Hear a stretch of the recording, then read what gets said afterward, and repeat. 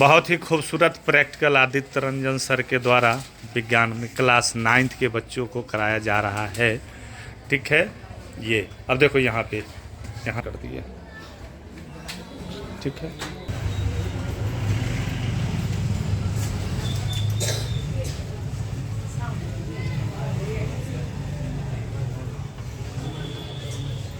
हाँ जल रहा है, ढा ज़्यादा हो गया ना।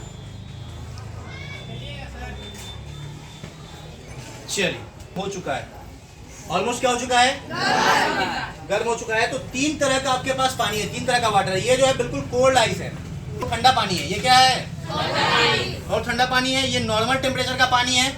और तीसरा क्या है, थोड़ा सा जैसा आपको थ्योरेटिकली हम बता चुके हैं। क्या बताए हैं कि जो भी अगर पानी को, किसी भी पदार्थ को आप गर्म करते हैं तो उसकी काइनेटिक एनर्जी यानी गतिज ऊर्जा क्या हो जाती है, उसके कणों का जो गतिज ऊर्जा है वो क्या हो जाता है, तो उसमें मूवमेंट क्या हो जाएगा, बढ़ जाएगा। कण इधर उधर ज्यादा ट्रैवल करेगा। तो हम यही एक्सपेरिमेंट को आपको दिखाएंगे। तीनों में सेम अमाउंट ऑफ हम लिक्विड डाल रहे हैं और चेक करिएगा कि किसमें ज्यादा ट्रैवल कर रहा है। 2 बूंद इसमें, 2 बूंद इसमें और 2 बूंद इसमें। अब चेक कीजिएगा कि किसमें सबसे जल्दी से विसरण होता है। कैमरा नजदीक लाइए और चेक कीजिए, रेट ऑफ चेक देख लीजिए किसमें सबसे ज्यादा जल्दी से हो रहा है। बर्फ में जल्दी हो रहा है सबसे ज्यादा। देखिए इसका विसरण का रेट देखिए, इसका विसरण का रेट देखिए और इसका देखिए। सबसे ज्यादा जो विसरण का रेट है वो किसमें है, गर्म पानी में। नॉर्मल पानी का टेम्परेचर और ये गर्म पानी का टेम्परेचर है। और चेक कीजिए इसमें पूरे वाटर में ये डिस्ट्रीब्यूट हो रहा है और ये जाके नीचे क्या हो जा रहा है, बैठ जा रहा है। ये डिस्ट्रीब्यूट क्या हो रहा है, देखो पूरे वाटर में हो रहा है ना, ये क्या हो जा रहा है, नीचे जाके सिर्फ। और इसमें देखिए इसका कलर चेक कीजिए, सबसे लाइट कलर है ना इसका, यानी इसमें विसरण नहीं हो रहा है। लेकिन सबसे जल्दी विसरण किसमें हो गया, देखिए गौर से, ये भी विसरण नहीं हुआ पूरे द्रव में, अभी बीचों बीच है ना। लेकिन इसका विसरण चेक कीजिए, पूरे के पूरे द्रव में लगभग होता जा रहा है। इससे क्या प्रूफ हो रहा है, गर्म पानी में जल्दी विसरण होता है। गर्म पानी में क्या होता है, और जो ठंडा पानी होता है उसमें क्या होता है। अच्छा, एक और चीज यहाँ पे आपको बता दे कि इन तीनों में घनत्व किसका सबसे ज्यादा होगा। इस पानी का घनत्व सबसे क्या है, क्यों ज्यादा है, टेम्परेचर लो है। टेम्परेचर क्या है, कण कैसा है, कैमरा उस पर भी घुमा दीजिए एक बार। टेम्परेचर क्या है, लो है। इसका मतलब इसका डेंसिटी क्या होगा, ज्यादा। और सबसे कम घनत्व किसका होगा, तुम देख पा रहे हो अभी भी। देखो इसका विसरण पूरी तरह से, लेकिन इसका विसरण ऑलमोस्ट पूरी तरह से, जबकि ये पूरी तरह से गर्म भी नहीं किए हैं। और ज्यादा टेम्परेचर करेंगे अगर इसका, तो इसका और ज्यादा क्या होगा, प्रभाव दिखाई देगा।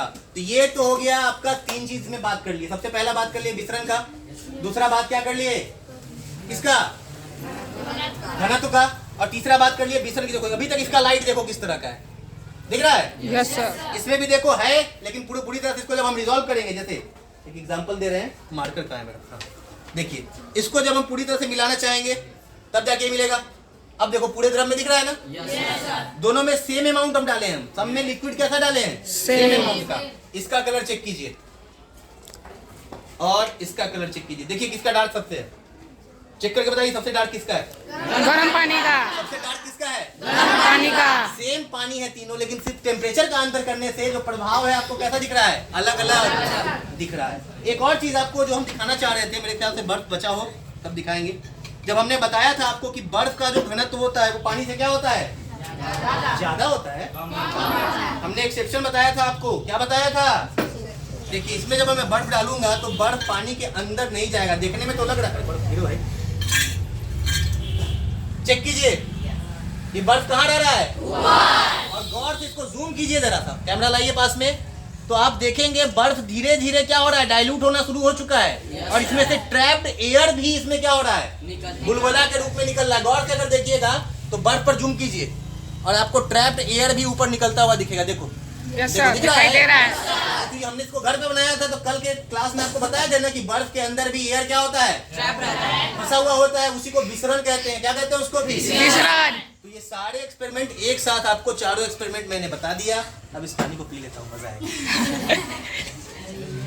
बस ये दिखाना था। शैम्पू हो गया, इसमें से डेंस कौन सा है, घनत्व किसका ज्यादा है, शैम्पू का। और इसका घनत्व क्या है, तो ये जल्दी मिल जाएगा और शैम्पू को मिलने में टाइम लगेगा। तो ये भी एक एक्सपेरिमेंट दिखा देते हैं, फिर कहानी को क्या करेंगे, पानी अच्छा लगता रहेगा। फिर टेम्परेचर क्या है अभी दोनों का? सेम। क्लियर दिख रहा है सबको? बाहर से वाला पार्ट को हटाने तो तब क्लियर दिखेगा। अच्छा, ये बाहर से जो पानी दिख रहा है आपको, ये कहाँ से आ रहा है? अंदर से आ रहा है।